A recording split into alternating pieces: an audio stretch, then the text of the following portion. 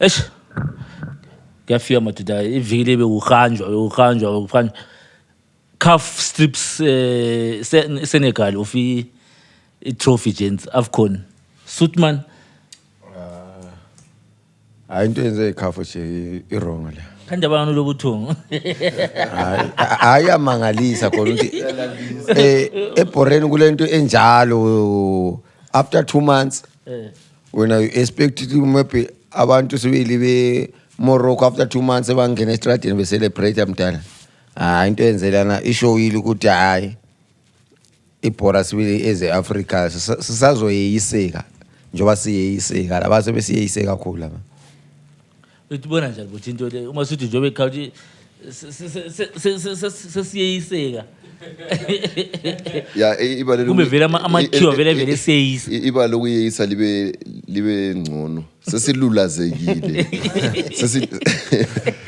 sesilula akusela lutho lapha but nonetheless into yenzakelele yana asonto ebhora nxa siyeqinisweni because awusozuthi khona after 2 months you now change the decision of the referee uthi khona ureferee khona wakurefulayo kwakungayisikho I think kube liphutha kakhulu from abantu abade besenza ijudgment yakhona ngoba mina basically what I know eBoreni okwenza ama results etshintshe after the game mostly you have udlalisa iplayer engekho eligible to play maybe play limale yellow card ukusidlalisa then afterwards sokuza nanzelelwa so ngaphuma vele phandle even for a particular time but how many minutes 15 it was supposed to be 15 but manje kangathi CAF yona vele ihlithi ukuphuma kwakho ayisangena ngazi uphume even ungaphuma after ukuphuma but chance asibe honest laphana uref wasave ibhora leAfrica sonke sasinqoma ukuthi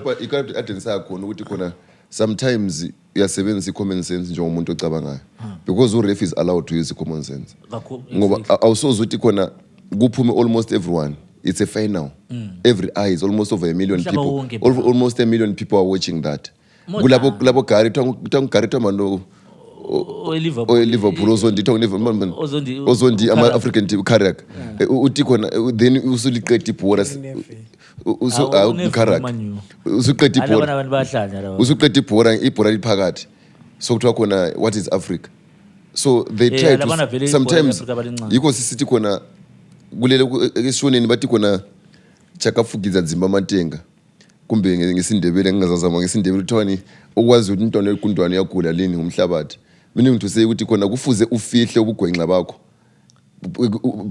ubufihle ungabutshengisa abantwini phandle so the game was supposed to be abandoned after 20 minutes or 15 minutes as they say but because there is something we have to protect the image of Africa is an African referee needs to protect that so he did well mina look and city spot on to the referee did something good because now wamisa ibhora lelana uhlazo lakhona belizabe sedlula lo sisilalo kadesi ngoba kadesi olwakadesi so uwesi kadesi olwakadesi liwesi but lekwanisa ukulungiseka because nxa ngwalimisa kuyangasalungiseki lana uthi sichithekile lawo akachitheki la uthethwa ngalokuze because i court of arbitration lana isinga eSwitzerland isingalokuza singakwanisa uku-overturn i-judgment yabo but nxa urefu sethe nkqi ule final decision sokuphelile sokonakele uthini uyibona njani kumbe lawe vele uqeda iphawu I'm a disappointed big time because thina ezithi zikhathesi na vele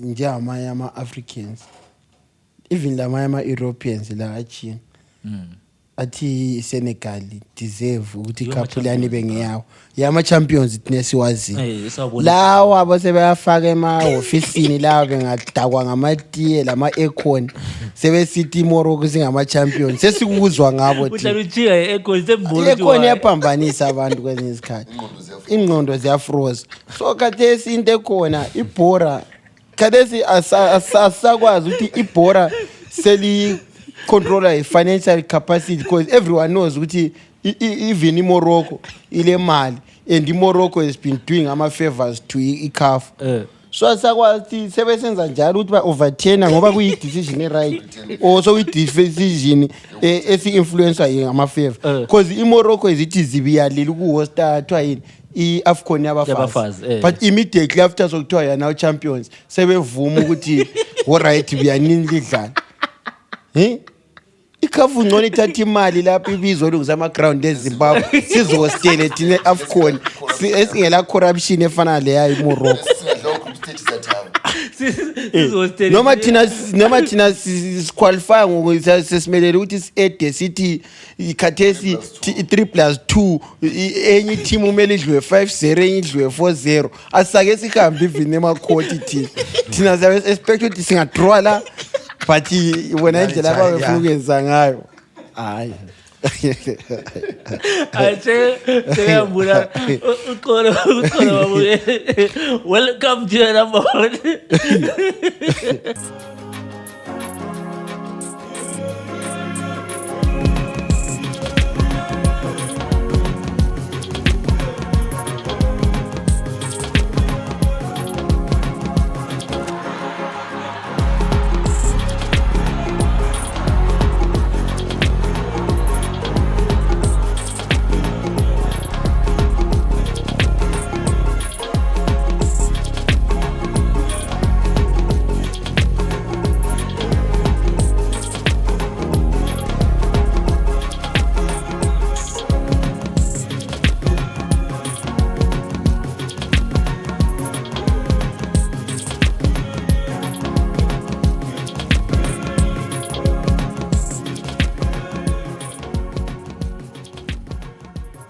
Welcome to your number one soccer podcast in the land.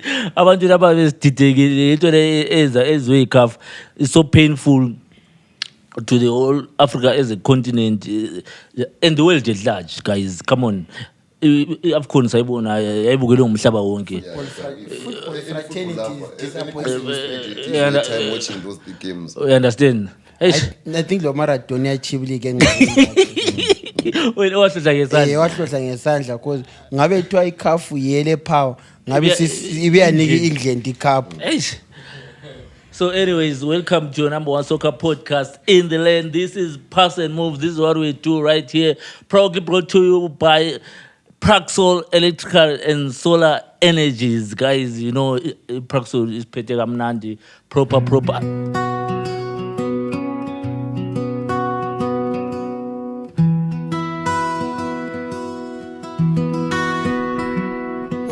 Praxol Electrical and Solar Energy is what we do. We are Praxol, professional and know the way. We are Praxol. This is where son can get solar.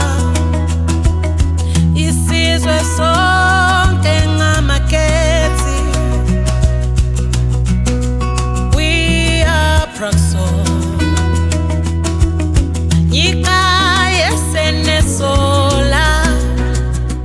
Proper ama-products akhona bazafaka lapha namajita yonke into clean, and always we're not forgetting our friends of the show, Soccer Sports Zone. Basiphathe mnandi Sports Zone abangani bethu, and also not forgetting okuhle graphic designs, but okuhle designs proper yibo abantu esihamba labo as always. Masudu iswi ngithethe siqase sesingene endabeni because ngizuthinga kakhulu lapha singakangena ehlelo ukuthi hayi kanti ikhafu yenzani. Ngale kwinto enziwe ngikhafu mdala vele yona ayikho eBoren mdala, because look at you now. Ufuna usolisa uMotsepe? I know yona ipoti kaMtsepe yonke liyana vele ayikho right. Yona ayikho right in a way. Khangela manje ukuthi abantu bonke bafaka izimali kodwa kuthiwa ngubantwana emazweni lwana icomedy yabi sasikhuluma ngayo ayisenze iskiti nelwa viewer 100 to 1000 viewers suthi konke into lana ingamanga mdala sasibukela amanga yonke into ayabona le nto sebeyenzile mdala hayi. But I like what you said. Nge-code of arbitration izabe separi mina proper ngesingama even sabe Senegal icup siyakhohlwa ngeke sibabizele icup wayidlalwa kwaphela icup vele ngeke sibize. Anyways, moving on, guys. Ngifuna hle sithathe indaba le proper. Zimbabwe Warriors are going to play Islanders Football Club eBarberfield Stadium. Get charges $5, rest of the ground. Abantwana besikolo nxa beko uniform $1. Then ama wings $10. VIP bathe 15 or 20 asazwana. It's strictly by invite. VIP. So thina nje iphasi moves yabe invite. Sizabe VIP. Zale Ufuna imali mdala ukusebenza. Awusombinga. Asompinga. Awusombinga. Sosiganana. Awusombinga. I shall not speak. But now indaba isekudini. The Warriors are supposed to play i-Islanders nge-Wednesday. Yeah, I want to kona uthoka na $5 entry. Wathi kona $1 abantwana nxa bekuyinform. Which means nxa yekho kuyinform 5 mari. Umntwana. Kunzima. Njengana baba baby face lo imbone egqoka uniform. Ngiyayitshaya ngiyakhipha kuzindevulo. Ucha MCT. Echa MCT ngafaka le jacket lesecheli vela amabhuntu lentezwi. Because $5 in. $5 in. But akungasenani. We appreciate the gesture of hosting the national team at home. Though kuyinto enganjabulisiyo strategy abasenzile ukuthi kona national team idlale Islanders. Not that I hate Islanders, I support Islanders. I'm a Blawa team's fans. I'm a chicken fan number one. Football fan. Ukwenze kube lula. I'm not that, I'm a football fan, but I support my team. Yes, we get that. So nonetheless, uloku zenini ungamfosa ukusupport myself. Nonetheless, sebebisi Islanders. Islanders is struggling to get 3 points. Ku PSL. Lapho edlala khona labanye isize yawo.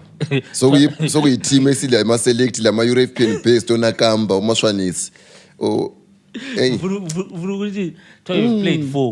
You've played 4 games. We have drawn 2. And you have played 4 games. We have drawn 2, drawn 1, and drawn 1.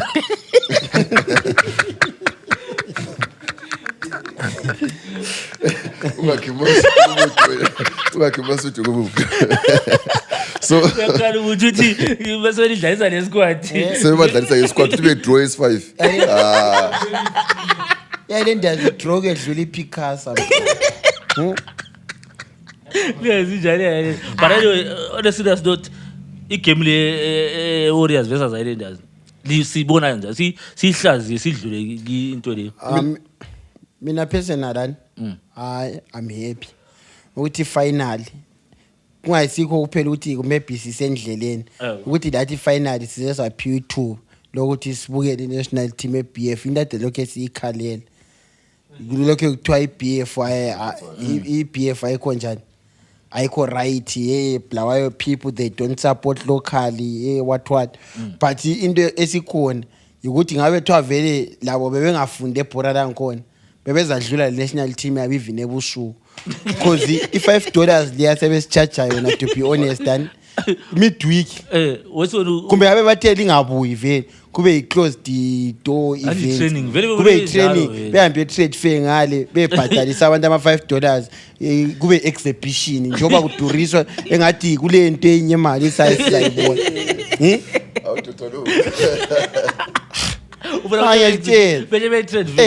because I think fundraiser. Government was, but the government it was supposed to cushion us. All along, we look at Kala Lava City. I'm $5 as I afford. I'm $5 as I afford. PSN. All right, so we into alienation at heart, if we national interest. The government, why have we spent some $1? Samba saba 20,000 the crown. The other 20,000 now. It's a matter of image. I'm $5 kuzaba lengai. Ngama dole ngceba isabuthi. Stadium singagcwala. What's the problem about that? I know it. Abanye kuyagcwala kakhulu abanye abantu becile bengasabungena. Imbada Diamonds price yaba $1. Yagcwala yazathi bavala amagate abantu bavalelwa phandle. Oh, sifuna kube liyani first come first serve. That's the problem. Ungahambe ebholweni ngo3 Iko phela ngitsho $5 leyo entertainment bayana bazayiprovide before a game.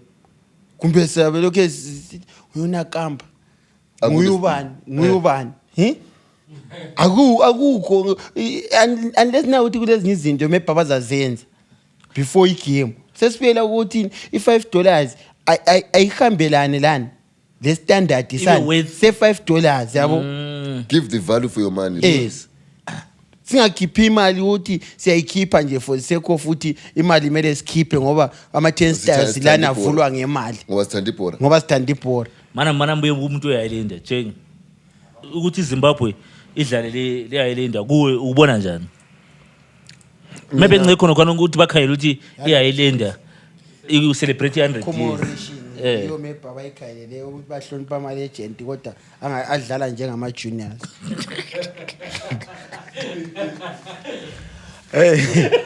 Savereza vele sengiqeda umoya. But mina ngiyakubona sibili iZimbabwe ukuthi ibuye izodlala eIslander. But in terms of yona iZimbabwe ngokwayo ngokubona kwami ngibongani kulekho ku serious. Because nowadays you can't organize a team loba kumbe asithi iScotland lesi sifuna ukuyadlala out maybe siyadlala iCAF. You can't organize friendly Islanders. Angcono sedlala lenkezi lokho. Islanders sofa vele i-team efileyo.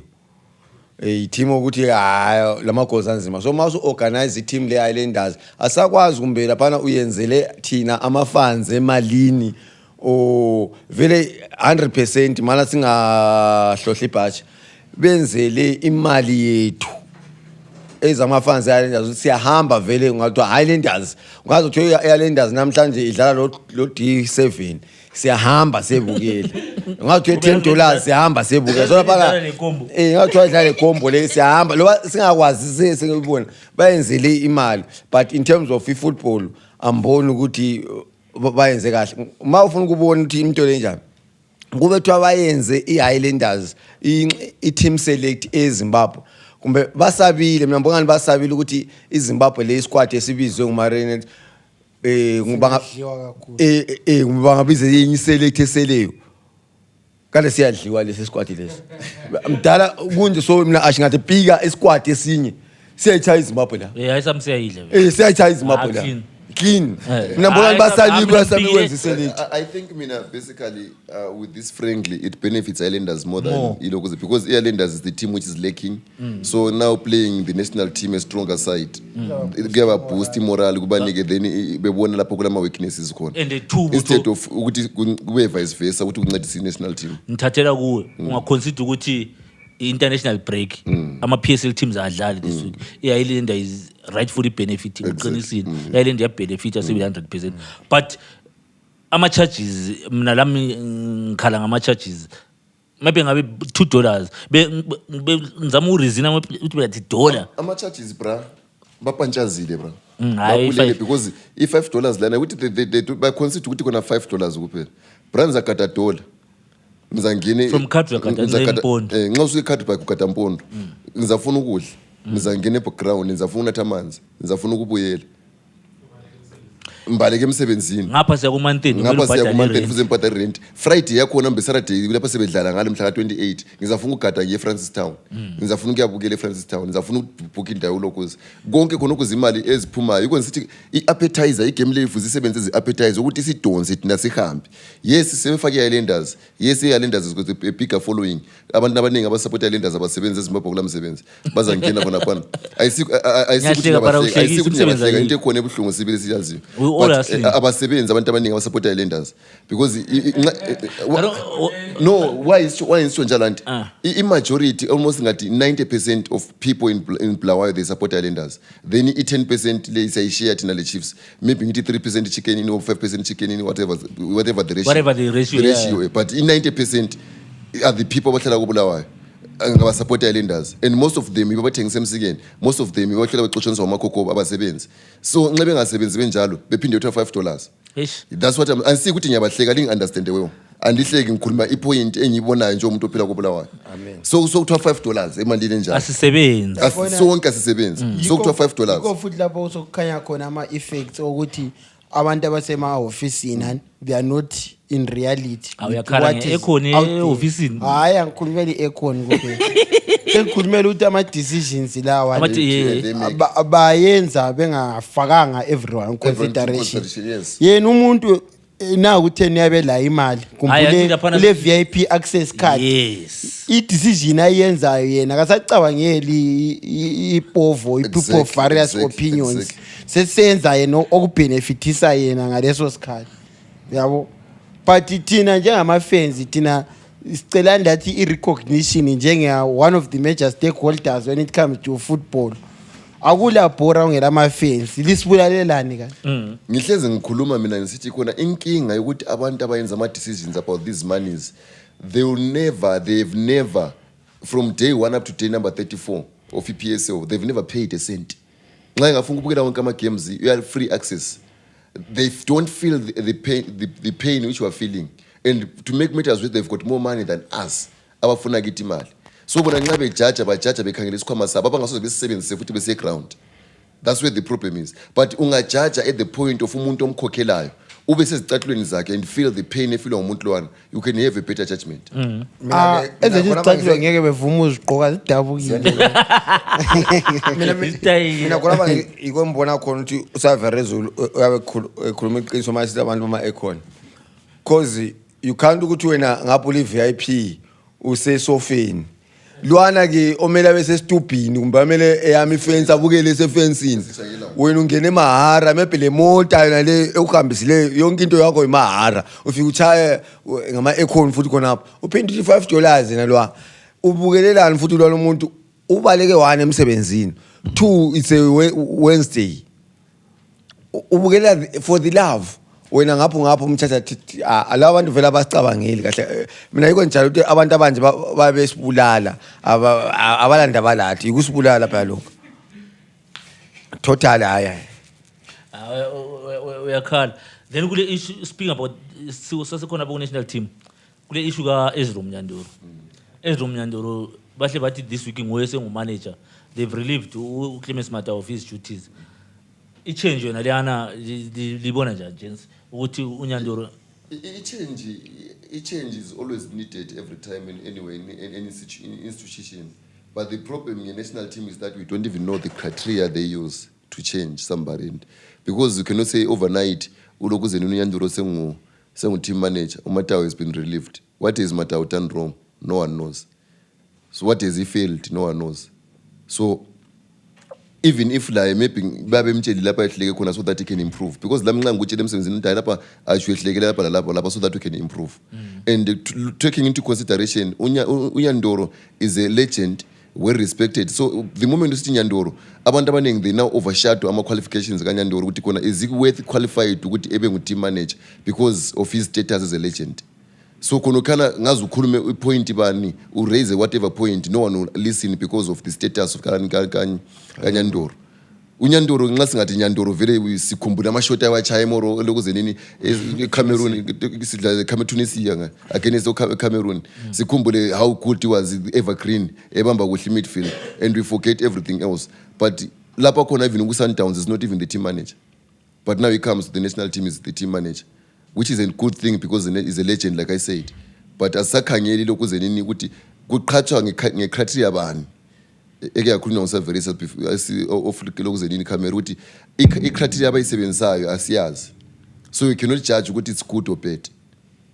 uthini Saverisa nje khanya ukuchinga esingakangeni Hayi mina bengajinga ku, but into ekhona ukuthi into abantu ade behlala besithi ibhora maybe lingamanejwa ngabantu bebhora, which is good, and but into engi problem ikhona ukuthi the reason behind ukukhitshwa kwaMatao asiyazi, le reason behind ukufaka kukaNyandoro asikwazi. Zifa ingakwenze ngathi le into yelizwe kungabe ngathi bedroom thing. This is not a private issue. Into yelizwe lonke. Na ukuthi kula lifungenza ama changes kumbe lifuna ukuthini. You see a media team yenu ukuthi someone is sleeping on duty phela akayenza umsebenzi. People should keep us updated sibe kwazi lathi ukuthi kuhamba njani.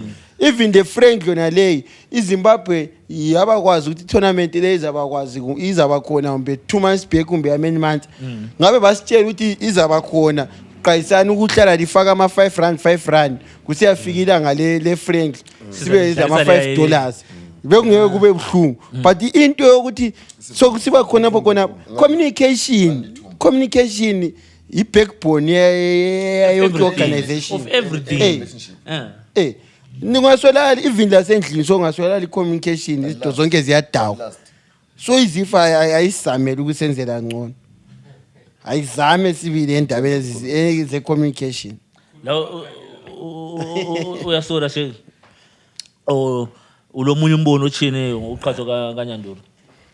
Mina mbonga nokaNyandolo it's a great move sibilaba but singazi ukuthi yena uMatawu yabona khona ukuthi ngosavereza sikwazi ukuthi uMatawu nabamsoleni kube kuthiwa kumbe kulento abayisole bayifaka layo in public bengayenzi njalo khona ukuthi uthi i-bedroom kuyasiza lo munye umuntu ozangena esikhundleni sana kwazi ukuthi hayi this mistake lami ngayenzi because lento iyaxochisa kumbe lento vele ayifuneki uzifa but okusalayo kwaziwa uMatawu ukuthi bamxoxe maybe la khona phana uzozothiwa Matawu manje umsebenzi katshelwanga ubona so lo munye umuntu yabo ulade khona futhi national team ngabo kase so ugcina ungakwazi umuntu nje esihappy ngayo kumbe lawe happy nguNyandolo ukuthi from nowhere just yayize che muNyandolo thina since come to office singakabi le communication asazi maybe bazaba yi2 They made the announcement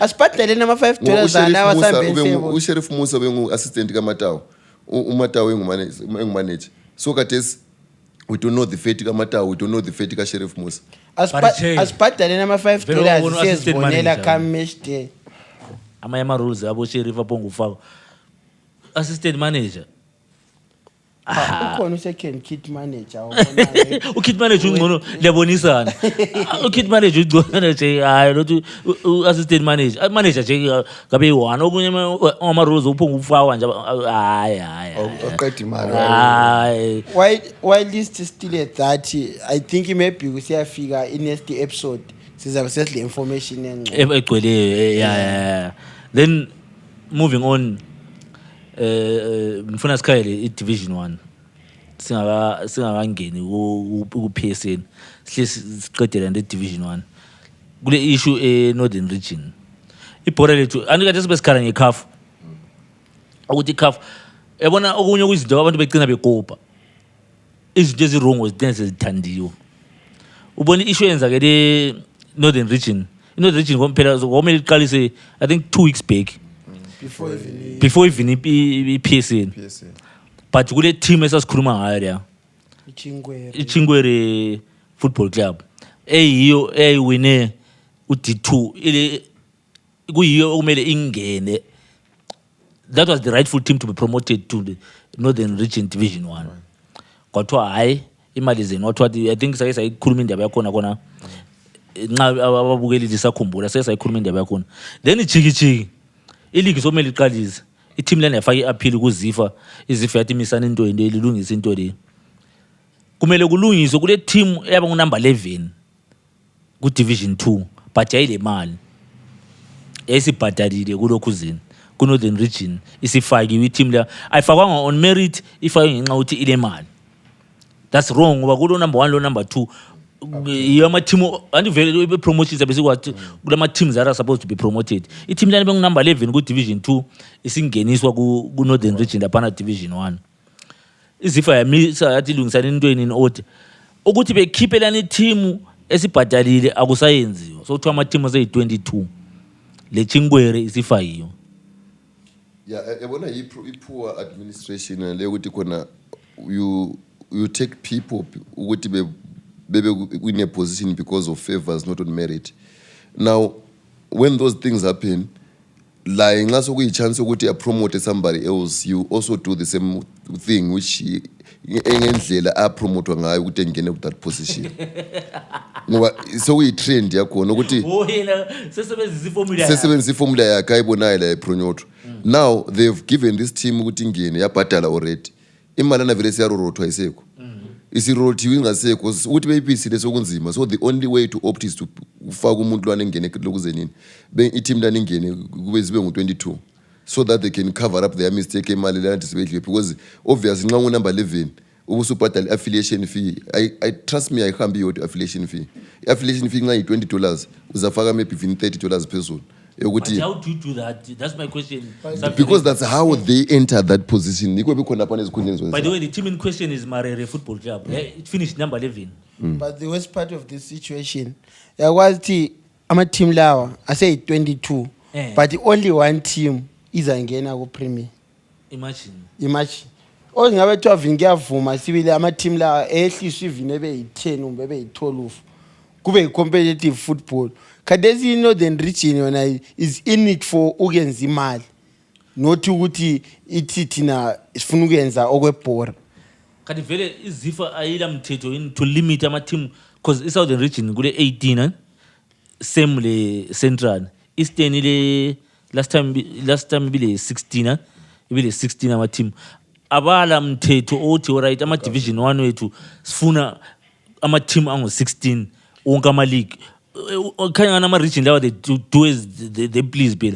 You cannot add and separate teams as you want. Yeah, especially when it comes to just the Northern Region. Northern Region very for the previous seasons. Look kusiba ama controversy after controversy.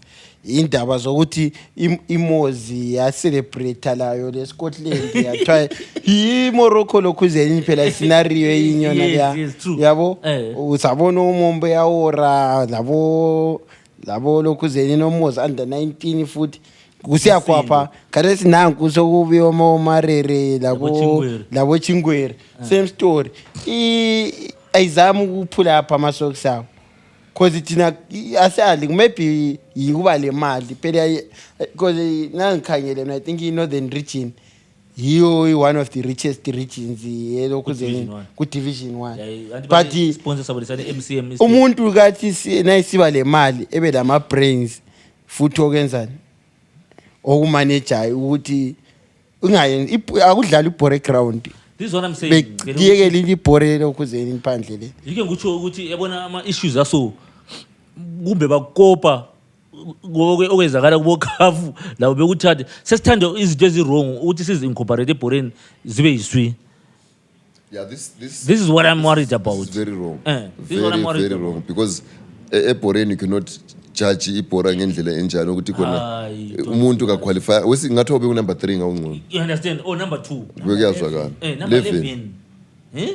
Hayi. Ngicela lembongo kathenge phe franchise. Simple bra.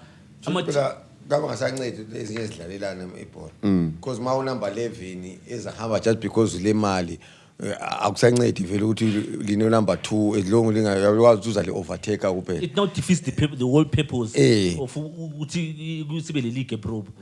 Ngoba anyone can willy-nilly do as they please. Chuthi okay number 20 alitheze i20 nga22 sezi 22 manje. Okay chuthi number 21 engabuya le mali engcono ukudlule yakhe uyangena phela. Number 1 ngabuya ethi mina mvuka ngena lapha. Kanti ziyadlala kuze kube ngoJanuary phela. Kule ma midweek saboni bayeza. Ziyadlala kuze kube January. Midweek. Bari kule cup le buno mutapa futhi into zakhona zaba zinendi Northern Region lama cup ayo. Ayisakhiphe phela le ngathi imali mdala seyadliwa. Speaking about D1 moving eburongweni sibuye ngapha ebuhleni eSouthern Region. Southern Region iqalisile, but even kulobuhle iPacific Breeze Southern Region Soccer League Division 1 kicked off clean nicely, but kube la kunyama issues ukufuna ukulungisiswa. Monethwa iBulawayo Warriors le Njube Hospitals azidlalanga because iNjube Hospitals bingala ama license. How do you even begin league any team ngala ama license bra? I think even la nxa bengela ama license befuze bedlale besebenzisa izithupha zabo under protest. Liyani dlala under protest. Because ilokuzenini because wayenza njalo siyakwazi uyabengabisanga ama license phela so team. Uyabengabisanga ama license ukuthi izifa yakho nombela phela. This is what I'm saying. So ngaphandle nxa ukuthi bona baphuza ukuhambisa but nxa bephuzile ukuhambisa izife yabikwazi ukuthi khona that's how they have to play ngangezwe uMachisa sithi khona sometimes even ku-Premier League bayabedlala i-first game kungenama-license besebenzisa izithupha zabo becheck ibhale phansi so that's what they're supposed to be doing. So which game lana He should have played the game. went ahead because my thing was how do you even begin a league kule team engela. They should have the knowledge on how to do it. khona lokutsho ngokuthi babephuzile like injube wesipeza nje injube remember of the camera ade ngikubuza ngayo lana i-team I know iphuzile yonke ilokhuzeni yayo yonke ama-process yonke iphuzile so okwama-license lokuvele it was yinto ade siyicabangela vele yabe ingalawo ukuba lawo kade kuyabe kuyinto enhle kakhulu yabo but vele ade sikwazi ukuthi yabe ngoba iphuzile even abafana labo ukuhamba besiya kuma-training khona phana ukuhamba besiyayenza okwesizini khona ukuthi babe siyatrayela kade bahambe late vele in future and I think kuyazofunda ngabe bayenza even ama-wave yabo le mali zangkhona ezifinala ziningi kakhulu leza khalesi yabona into ebuhlungu nge-situation enjalo yathola ama-teams lawo abekhempile asebenzisa izimali i-game sokuthiwa postponed due to i-technicality and sokuzamela iphindwe sokuzamela iphindwe imali le imali ephumayo engeke injani engeke iphendule but onguthabelayo mina nge-D1 ukuphenduka kwayo abantu ibhora sibili kutshengisa ukuthi besebele ikhanuka ibhora elichiphilele lamahara ungagayela indlela ade ugcwele ngayo egemini I would love ukuthi umenze ayifake i-picture abantu bebone and ukhuluma something so profound igame ye-D1 ibile crowd edlula ama-games e-Premier and ngendlela abayilontshe ngayo iPacific ama-artist ade khona activation yakhona I think it was nge-Friday bengiseluveve ekuseni betravela be-advertise igame lana i-road show behamba betravela befaka ama-posters emgwaqweni is for free come and watch the season open and excuse me that also is something that the PSL need to do. Maybe that's why because they have to advertise even nxa kudura ku-PSL abantu bebekwazi because abantu abaningi yathi se-ground kule game namuhla kudlala nani besingakwazi but uyabona lapho uthi sesibambanisa into esihlale sikhuluma if they bring entertainment abantu they will come for the value because abantu abana basukanga bekule entertainment ama-artist beperforma before be-activate i-Pacific Breeze Southern Regional abantu bahlala babukela wonke ama-game oyi-2 and bekupacked 100% and sikhuluma njalo bekule game ye-PSL abantu abayambanga athi abantu abayi-50 maybe so 50 babesebali nabari chicken nje chicken inayila sikhambe idonsa abantu endlini asisikhambe idonsa abantu endlini bene crowd $3 abantu bebeza chicken kubethwa ama-guest charges we-$3 anjo lathi remember ukuthi yalenda zathi valushati behambe nayo so vele wonke umuntu ade yagcwala lapha but the fact ukuthi $5 baba i$5 satsho sathi i$5 bakazi bezame isizini yaze ephila ibuhlungu leya imali vele akula muntu ozahamba kuzongani kuba ngcono laphana during the week ibulawayo Chiefs bazama but ibulawayo Chiefs I remember ngathi sathi suka yayenze i-road show sahlangana labo laphana so actually wait you understand entertainment le football goes end in end because football is also part of what entertainment abanye sinathu utshwala phela sahlala la ebulawayo center sibila pha besenza i-road show ngebhoda besiyaphansi konke le but so asazi ukuthi i-PSL mina I think it's high time i-PSL reintroduces ama-road shows iyafande wona not ukuthi ama-teams kube already ama-teams wona they are facing i-financial lokhuzeni nani ama-financial struggles velani so i-PSL yona ayidinge wona izimota zama-road show then introduce fans from different teams bebhode lapho kweke wenzakala okuyilokhu zonjalo sibili sike sabona sibili Highlanders versus Dynamos siba ama-convoy sesithola umsebenzi because andi into zethu zama-show vele sokuhle kusiba easy besicontact sibayenze asibaduriseni sake sayenza enye lot show eChibuko. I still remember kwakuyi-Chicken Inn, Highlanders, Capes United, Dynamos sihlangene ama-fans sigqoka ama-regalias ethu sitshengisa ama-supporters ukuthi khona there's no need to fight over ibhola, siyagana sithandana sihlekana sisenzani and from there umsindo suyehlile eground. And then nanzela ukuthi likhuluma ama-point aserious njani ibulayo Chiefs yenze road show abantu babebaningi e-BF e-White City i-Southern region iyenza ama-road show khanye lithi bekunjani.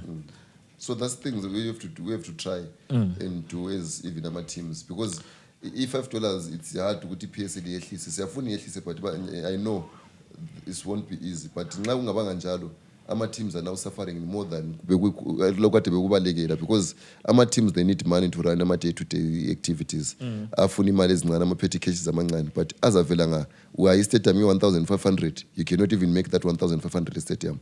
We have got ama police officers wabhatala, you cannot make even that money of uzibhatala. So in other words ibhora lefana ukuthi lidlalwa mahara asibalekela yena leya. Mana nhle ngirally through some of the results Saturday Southern Region Division 1. There was an interesting battle between Inka United the Talent Vision. I think those are the two teams esizikhangelele from this side ukuthi zingangena ku PSL, also iwange. I think those three so far ngendlela ezidlale ngayo last season, this season yama team esiwakhangelele ukuthi abe fightela ukuthi angene ku PSL. Make it 4 because even the case mine la lokhu idlalela kwaphana for the 3 previous years. Ise but sengikhulumela ukuthi ama high profile teams that are showing ukuthi they are very serious, their intention is to go through to the PSL. Ilokhuzen inkayile Talent Vision ngizothiwa it was an interesting game bekufiwa phela abantu bayithande kakhulu igame na it finished 2-2. Abantu sithi game of the season.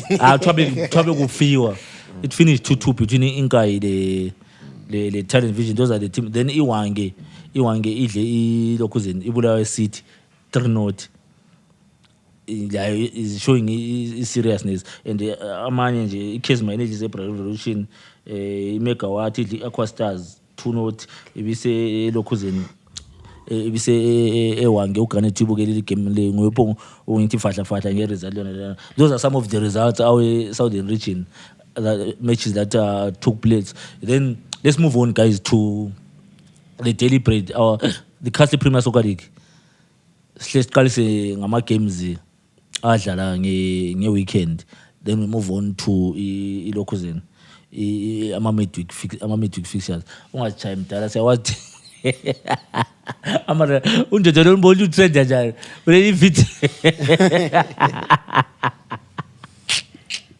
le video echika kakhulu mdala ezithi hayi abantu basijwaye Keep izandla esikhwameni bebhuthola ipenseli yokudraw. uchi our results are not favoring you. But they're not bad results. And I wanted to say that They're not bad results. if you look at the fixtures, Thina kithi ama-fans ngokuthi sabe simokhana sisenza ukuthi ibhora libe mnandi ikho ke sithi khona ama-draw is too much, but on the reality nxa sisiya ku-league vele they are not bad, because engaqalisa ukuwina kathesi khona bana khona maybe ngawina another 5 games in a row kuyathiwa khona is unbeaten from the rest of the season, but abantu bayakhala just because of those draws. But mina mostly I usually prefer to lose, because team edliwe ka-1 yawina ka-1 yadraw ka-1 isiphezulu. yazi mina why sesivele saqalisa khona abo those ngakhaya ama results. Why in City they are not bad results for Islanders? Ungakhayela on paper guys, those are tough fixtures, and ngendlela abasuke ngayo last season coming into this season people were expecting worse. But you know that every team which was coming to play Islanders was afraid of Islanders This season iteam yonke yabesabi Islanders, but Islanders fike yenze so. Asho likhasi lenyoka siyahamba. But into enzakalayo mina, one thing for sure, uBenja I think Lami is in the right path isibili, because umuntu proper on paper building, like usa build so ukuthi given ukuthi time kusayafika maybe half season uzazama ukuthi maybe eqinisa i-team la lapho kushota khona even le league yalendazi ila i-potential yokuthatha if ingaba serious. Ngokubamba umlomo mfowethu khona. I-team e-celebrate 100 years ingathi uyabuild. From last season butho. But i-problem ye-administration phela la. Akuvumi. They last season be next season. I-team e-100 years ayifisa ukuthi uyabuild. kubuya abantu abangaki lapha? Kubuild o-Adrock, kubuild o-Agama, kubuild o-Wonders. Kubuya abantu abangaki abasha? Wothanda ngitshela ukuthi why ama-supporters they are angry, ama-fans they are angry.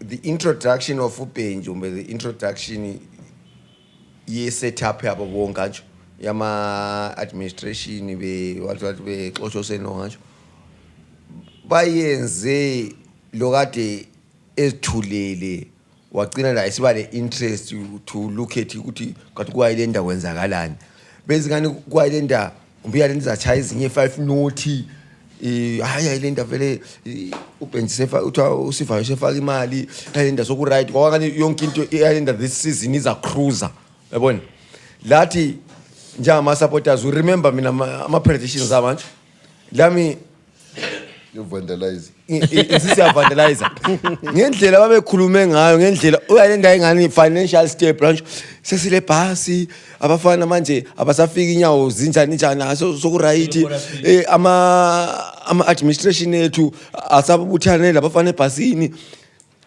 sehamba bela kuma G36 labo bezihambe imoto zabo phambili imali yongani yonke into we are cruising this season sesithi subhadala $5 la uyibhadala ebuhlungwini but according to bona ngendlela abakufake ngayo songana vela yendlela uthi uyafika ubone ludaka uthi hayi ashapa hayi mana silande futhi enye game uyilande eHarare ufika ubukele futhi 90 minutes ludaka ulande futhi another 90 minutes ludaka and the time ludaka oCaps bahamba ezinye ziyawina i-team ayisuka kini yahambe yewina i-team ayisuka kini yahambe yewina then now ule t-shirt ofuna ukuyithenga Highlander celebrating 100 years uzayithenga into njani?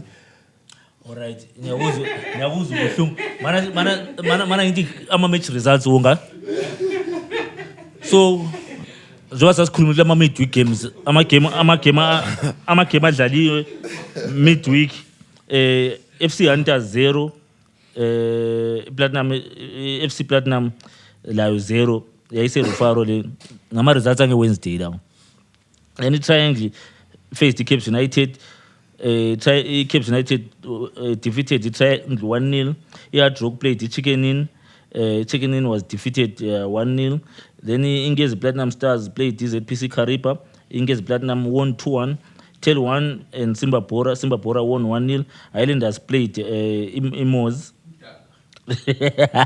they played Utaga but it's not Utaga pese ingakanyela the true 0-0 yoma sasiyenza ama prediction if I remember quite well ngana amaningi sazama ukuthi siwabambe amaningi asazama ukuthi sasikhume ngeCaps is cruising clean Wednesday yazwinela kuhle no story sakhuluma zathi Chicken Inn ngale wona uthele yawina you ate humble pie my nigga Yabona uref uNkulunkulu abelayo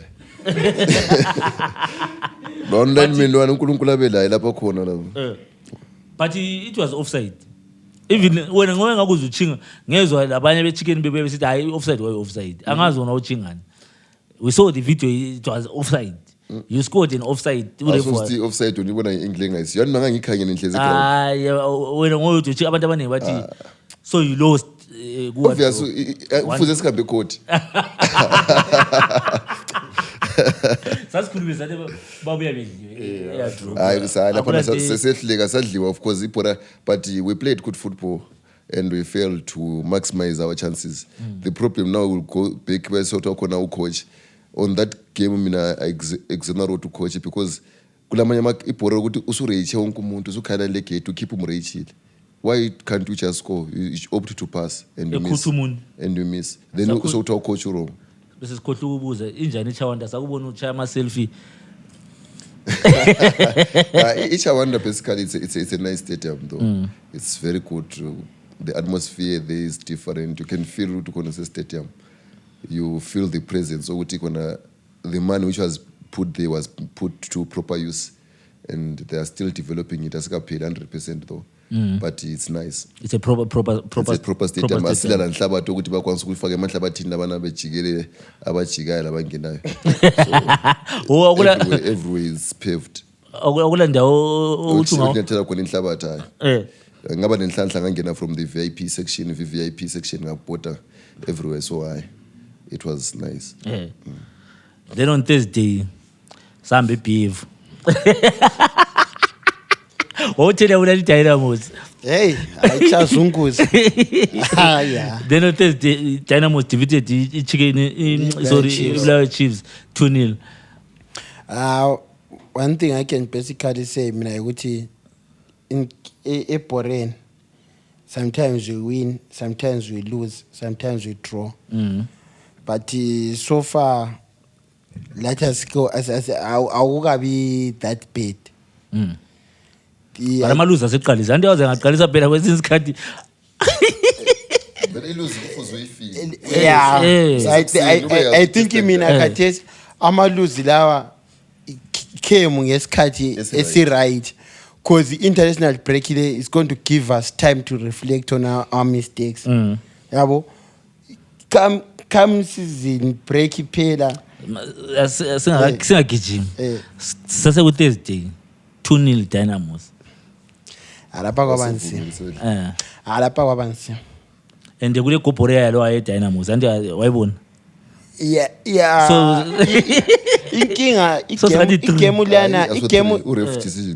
lana uref decision yakhe yaba final, even kule inye penalty esasithi Chiefs izayithatha. I thought it was a penalty. So asathi kuyaleni go wayesevali ipenalty, mistake penalty esevali isigamba, but beungakabi lama controversies afana la last season when it comes to officiating till this week. So let's hope today kube mistake enzakele. From last week people have been starting to complain from igame island le Dynamos kadesi bese Bulawayo Chiefs versus Dynamos. Asazi ukuthi I-problem leyilandela I-Dynamos kumbe uhamba njani, but let's hope ukuthi ngama genuine mistakes. Asoze into ezizagcina senza sibonakale ngathi kumbe ibhora leZimbabwe selirana ekhafu la. Then okhona lawo yiso iDynamos le kuze iScotland yayise away eKipo Stadium kuManica Diamonds. Angikhuluma ukuthi iManica lengendlela edliwa ngayo isingaphiwa 3. Yeah, iManica ingayiri ukuphula amasocks. It's going to relegation. It's a candidate for relegation. It's going for relegation, Imanica. Imanica, if it's be a little bit serious, later one, they have to be a little bit serious because you cannot afford to. Maybe is when Chelsea get you 4 games, they have set at the league. But no, I'm giving an example. Maybe, but if they don't pull up the socks, a problem. Matimanje so much. Forget it. Ngwasasike saphumula sawa le break la yikho kule nkinga khona, so I hope we are going to win in next match yethu. Scotland defeated iManica Diamonds 3-0. Then the last game yayi Rentals le Agama eRufaro. Rentals yadle Agama 3 same score line yadle Agama 3-0. Then we come to the weekend results ezenzakele ngeweekend. But ukhipho oyele kuze uyagama lona ngabe serious into ayenza kweRentals engekho fair. Akutholakala ama mistakes ayikhona wonke amakopora. Ama mistakes ayikhona wonke amakopora bro. I mistakes I accept but ayikhona wonke amakopora. Anyani but ama mistakes ayenzakala. Umuntu naye udlala phakathi kacho etshela ucoach uthi hayi na guys I'm now eligible striker umbe. Sefuma ngonana. Mfuna Saturday ama results first. Awula eduze lawo. Abamana khathana endawo aseduze ngawe Sunday. Okay mana. Islanders yenza vele dume ngakho ungazihluphi kakhulu. Saturday iChicken nini yadlala 0-0, Islanders 0-0. iCaps yawina 2-0. Hayi Cape City. Cape City. Yama-results engasaradeyo. lokhana yikho yabona iproject enjenge-Cape United yikho ubona khona ukuthi imali yami na ukuthi yabo isponsor yabo ukhiphe imali yakho isiyangasibi Ama-results ange-Saturday. I-Islanders andithenga khulume ngayo. Akhuluma it's a team la. Phela ngathi iIsland ungakhuluma ngayo even emabhethini ebingekho iIsland bebekwazi ukuthi yadraw ba. Yazi bingekho iIsland. Islanders it's a team or it's a pencil ngendlela edraw ngayo I think it's high time maybe bayiregard Uthi uthengayifaki uyazi ukuthi yadraw. it's high time bayiregard maybe ngapha nje ama pencil yabo ngoba yadraw Njengoba kuleli cartoon ezondisa abantu engiyibonileyo uPage Dwewa so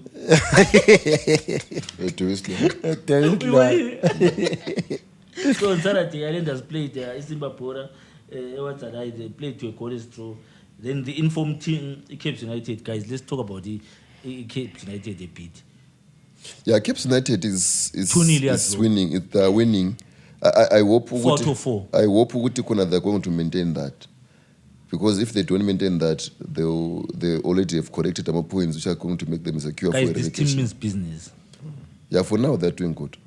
And they We will start talking about that after the remember game kind number of 2. from his time at Islanders. My last games at Wamba Dynamos Wamba Wadrog. Basically, City Ukaindu is doing well. They are drug until they met Cape United. It shows you how serious Take Sure make sure is. I will tell you something about Yardrock. Yardrock is not strong. Serious. Yardrock, that day, esasibhayizela sodwa. I-defense Yardrock is Maybe very... Lina, you are not strong. bethuka ama-buckets No, that, Maybe when they are not no, strong. it's not like that. Because I always speak. Makuma sobuto drug yalili. UDavid wacha uGoliath akuthi wayiqina ukwedlula uGoliath. Aye. I always speak football. I always speak football as it is, without fear or favor. Ngingesabi lutho ngingesabini. Iyadrog, I said it even ngikhumbula ngakhuluma after game yethu before ngadlala leCaps. Ngathi khona what pains me the most ukuthi sidliwe yadrog efileni. Team leyana. But abantu mina my point is ngalidliwe ngabantu ngalidliwe. Ungathi abantu bafile bekudlini. Ukuthi ibhora is about ehlohle abantu izinengisiwe. abafileyo buthoza sesilandele ukuthi okay mana sikhangela ichicken ini le yard rock between ama games asebadlala yard rock usibone isiyadlala lama champions of Scotland yahluleka udliwa yard rock yayibamba iScotland And vele kudiwana. ngapho vela kudiwana yahlangana le chicken ini esiyilokhu khona ku premier yalichaya ukuthi lichaya njani but ukuthi lichaya nge1 umbe lina lifailile wathi yikho vele iscore vele lapho kule score khona kulomunye abenza iphutha. They are able to produce results, but they've got a bad handwriting. Yikwenza ukuthi umntwana opasayo but le handwriting efileyo. So what's the important thing? The important thing is The to important pass. point is the result, of Ungolo course. ufundisa umntwana olama good results. The important thing is to pass. Umkhambise esikolo. So when you are going to handwriting when handwriting sometimes ingabambi yakufailisa lanxa intelligent. So ingabambi uthisha kwazi Ama-answer right. yakufailisa because uthisha ehle ukubala phela. Ehle ukubala. Yabona when it comes to There's no answer. strength sama-team lawa so far mina i-Cape United ngiyayibona iqinile le Nkezi because iNkezi is surprise Ingasiqoqeli baye. because Inkezi is surprising abantu abanjani abaningi nge-result yabo abantu abaningi vinani babejothi chicken izadla Inkezi that day but Sonke even sonke Mina vele ngabali because ngazembona chicken idliwa. nangathi draw I think anti draw nangathi Inkezi yawina amna ntetro kumele anti chicken izawina but abantu yababa surprised ngeplay Inkezi yabo Yabulala le team lana bro. hayi yachova Inkezi. Yabulala bright team leya. hayi yachova And imagine esihlala sikukhuluma ukuthi ngapha Nxa usizwa results yabo sithi ijumile but lapha namvumile yalazi ibhore badlala so which means they're doing something right Inkezi. ukuthi ngabe bedlala team Development efile yabo. bedlala team efile babezawina but ukuthi babedlala chicken yini lazi ibhore. And they're doing well good development yabo. It shows ukuthi ngoba nxa libhaniwe mjalo ukuthi you're not buying players. The produce ama results so it's telling us something. esithola sokutsho ngefootball is not about yes imali siyayibona what but football is about team spirit, unity. Abafana laba they've got that team spirit, they've got unity. Babulala laba labafana laba. So i-Caps siyavumelana phela ukuthi proper is on the right track. Team on bayenza kwebhora. benza of the kwebhora, moment. team on form. Into yabo yonke ihlelekile le order. Akukabi lento esisihambe eceleni nge-Caps United so far, and they are doing so well. 4-4 guys. Aye, and how many goals they conceded? I think one, huh? Against Agama. Itime ingaconstitute iSimba Bora. The defense is also solid. Caps is doing. Then the last game in Saturday, it was FC Platinum le Telo one. To see the Telo ngifile yambe yabo yabe le point 2-2 Ngayalo lithelwa niyadliwa. From behind. from behind. Mina only person engayala ngalithelwa nizadliwa because ngangikubona udlala kwayo. Ngayala nto asizidliwa ngalithelwa. Nxa kuyalila ukudraw. Nganthe kona 2-1 in favor of Platinum yeah, or 3-2 in favor of Platinum, yeah. But ukuthi ngangiyali ukuthi izadliwa ngahlohlanga. So kwasekusiba just I think it was a good result for Telo one 2-2 the Lokuzeni. Then ngeSunday sibonile ama results. Imozi versus Bulawayo Chiefs akufihlwa uthe singadlula ibudget. Hayi boys izende gezathi. So uqalisa yani bengikhuluma ama lose Wednesday lose L izolo lidlwe 2-1 iBulawayo Chiefs lidlwe Imozi 2-1, but it was unfortunate umuzi ukhuthi penalty equalizer. ndingathi umuzi ukhuphe penalty. Umuzi ukhuthi penalty. Yatholakala eBoreni. Kuyathu asiyari uyathula but ukhuthile at the end of the day. Ngakhuthanga uSevero. Umuntu okhutha ngokhuthi gate. Umuza versus Dynamos la waphuma iV1 mntana. Wabe siyakhutha emele equalize. Wayemele iqalise. 0-0. Wamele sasukuma vela uthi usukuma kwe celebration la wabe siyakhutha. Nanku sebemnike ngamakwanga futhi sesiyakhutha. So He's still trying to settle in. Ule pressure. ziyahambe He's still zini. trying to settle in. Ule pressure to deliver, but eventually he's going to That's an deliver. obvious thing. Yabo. He's going to hurt teams there. He's going to deliver sibili because he caliber yakhe lana. Musa is a good He's a very striker. good striker. He's and just going Ule through a rough passion. patch. He's just going through a rough patch. He has I'm got a glad passion. we understand that because ama supporter proper maning ahle chinga ngoba umuntu ekhuthela umbeko No, very eBoreni kunjalo vele sonke sinjalo because by the moment lifundise la by abantu the moment kusenzakala nti excitement Ama emotions lenkangelo lesebesilazo lezana nti zabe too much, then we lash out. But after settling down then we begin to reason intano ngeBora. You understand? Ayikubona ungabona umuntu ozondela into ekhulunywe eBoreni vele azomuntu eBora most of the time. True. Then Scotland idli Hunters 3-0. Scotland Yeah, ukama bidlet yachaya. Ukama it seems like Second lo brace. mapeza sebehle ba that civil relationship. yeah wale relationship kokyanti into edla ngikoma ngayo mina umuntu ngaphi game time iya deliver Because waqala edla engene isab waqalisa igame emanika uhla 2 izolo uhlale 2 futhi. So utshenzile ukuthi abantu bahlala bekhala ukuthi umuntu enqasela yabo sekuma 30s 33 34 sephelile setshengisile kapheli phela ukhamba ikaphelanga is now Very mature much with age. You mature with age. Yeah. because brace ezimba kunzima njalo uhlohla ama brace Yeah, ka futhi enye brace usithatha next match. So iScotland win 3-0 over iLokuzeni iHunters. Then iZPC Carib yabona engikutsho ngeManika. Manika is the weakest team so far. Ukuthi ayikahlohli. I think they've conceded something like 8 goals Without scoring.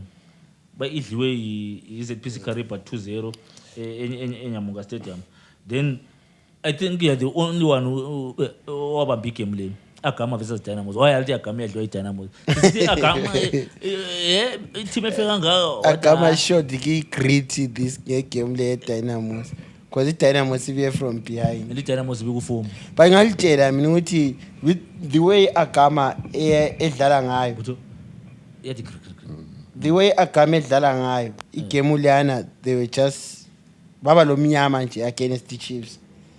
Kwamele bewine na ukuthi babekwanisa ukuthi nje iChiefs yona ikwanisa ukudlula iGama but kubaba lo mnyama otshengisa ukuthi uthathe ebhukwini kabutho. hayi nyala hayi ngithatha ngebhuki kabutho laba ngikhuluma into nje Chicken ina idliwe.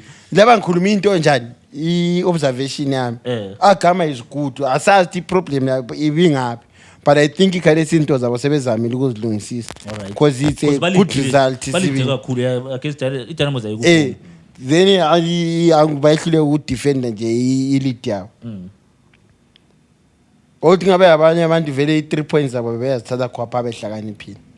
so far asikhayeleni lokhu senza Cape United sitting pretty at the top 12 points clean. They've conceded 1 goal, they've scored 6 12 points cleanest yodisikhuluma ukuthi Yeah, but ayilokhu mina ngokwami by now match week 4 sasekuseni even unamanyika Diamonds ingathathi khona phela. yeah kwabe kusesekuseni Kusesekuseni. asiyali but journey of 1,000 begins with a With a step, you know. so they're in the right direction They're in the right direction. Ukuthi Yes. sometimes phela umuntu usengavule You- vule you- sasekuseni ukuthi sometimes thina singabantu simbathe sidonsela ingubo lapho esilele khona igama lelo ukuthi kusasekuseni too early alikhunywa ngabantu beCapes likhunywa yilabo abazamayo behluleka laba bafisa ukuba khona pha phezulu lithi akusasekuseni as too early Sabathola. iCapes yona ayisazi ukuthi too early hayi Abafisa ukuyitopola. abafuna ukuyitopola bale kusasekuseni just ukuthi hayi ngabafisa ukuyito Weekman. Siku-week 4. Hayi ngithi bona ukuthi bayadlala ku-weekman.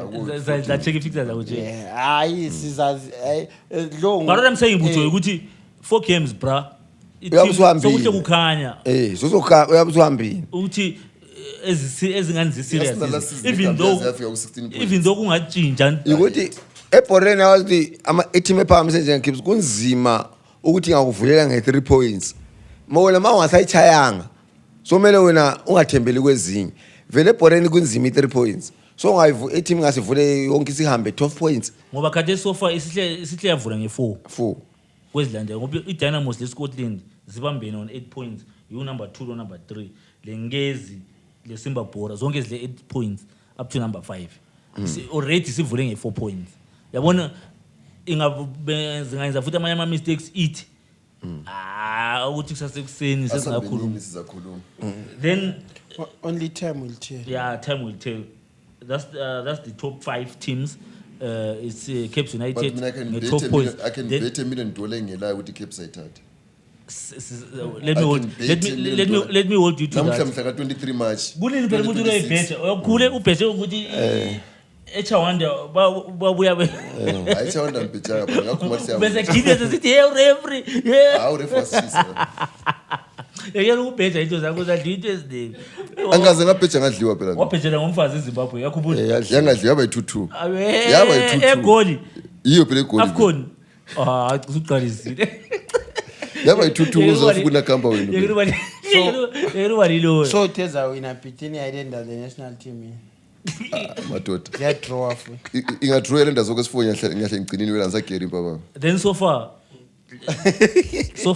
well, I'm still sticking to the law Pans ama-candidates e-relegation Slemanika on 0 points i-triangle on 0 points but i-triangle le-game namuhla Versus the Rentals. le-rentals bale game namhla sizabona ukuthi ziyazala ngomona but la iphansi i-agama la ile 1 point phansi so ama-candidates so far i-relegation i-tel 1 agama triangle le-manica diamonds so far sisahamba la amanye ama-team alabo 4 points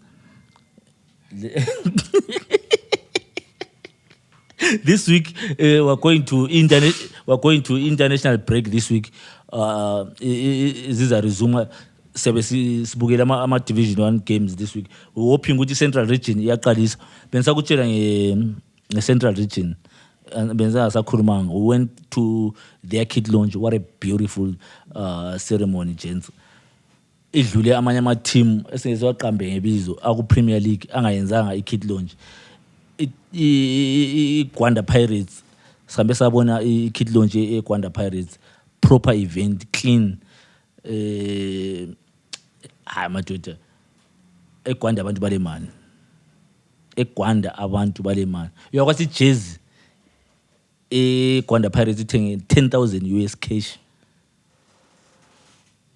10 gram 1 2 3 4 5 6 7 8 9 10 ibid the second one was bought for 4,000 cash the third one was bought for 1,000 then bebe banama jackets la aje into I think umenzi uzafaka lapha into zelokhu zen that event because we took some pictures just to uthi sibonisa ama viewers. Wonder Pride means business. This type ba unveil lama players awo, they've got players from Cameroon and ngibona bayathanda ama players avela phandle anti Nigeria baliniki balomunye eCameroon balomunye eZambia. I think they've got 3 or 4 foreigners. I'm not sure ukuthi abanye ngabanga, then obviously basayina uMachisa. The team yabo ingani is well balanced. Then Umbonisi is still there on loan from Thailand is struggling to score. Yes. Kodwa uhambisa istrike esinjengombonisi performance soyana. And they will remember Umbonisi beqedwe kumlona first game mhlawumbe ukachaya trick. So Gwanda Pirates is another team to look out for. I think between Gwanda Pirates le Kwekwe yizo so far ku Central Region engizibonlezi zama kit launch serious iKwekwe le Gwanda Pirates. Asingathi Sheshami yona izabiya njani. Ishesha manje ngani singani yakhala ngani abasafuna this time ngana bakho ukuthi politics i-boardroom politics lazo sikwazi ingenele kakhulu.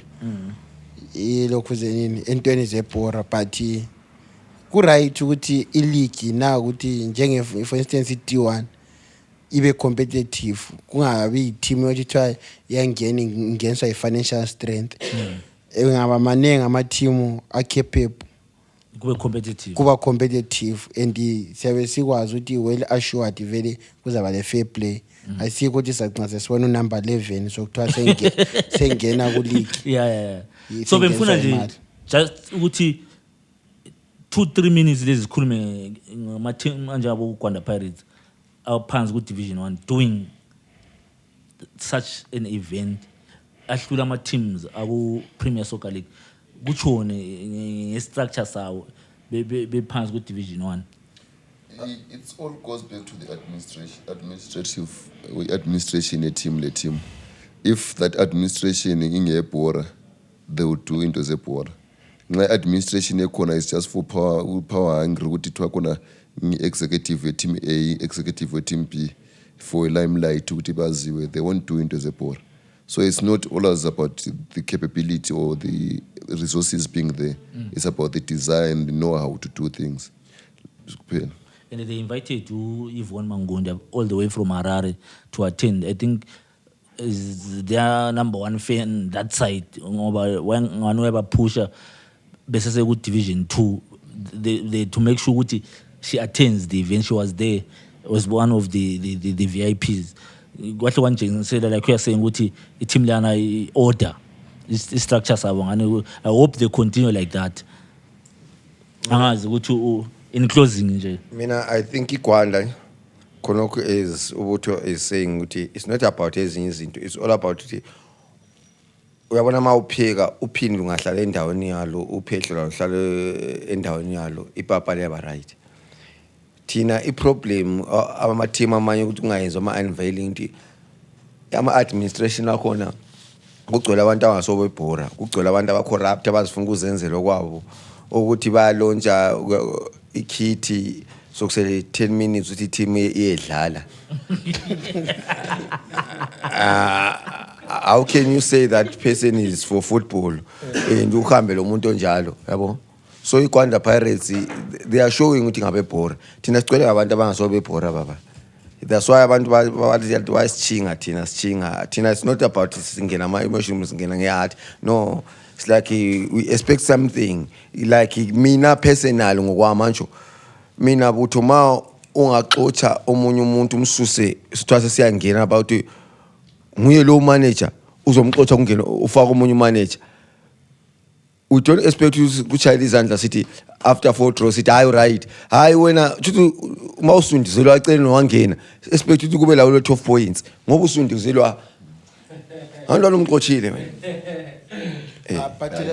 So in closing Savereza endala izami because I thought ukuthi by this time man kuzabe sokuthi in the issue ama regalia ama kids eIslanders esegcwele sethengiswa indawo yonke but siyabona ukuthi iIslanders yangikhona i-team enkulu ile sayi sponsor ibagqoke yabi ikit iBosona inte layo igqoke yayi kit it shows ukuthi i-structure sabo kukhona okule problem kwaba we don't expect that from i-team othiwa 100 years 100 years kumele izinto zonke zibe sezistep abantu bebekhayile lina you are now a point of inspiration but you are doing the opposite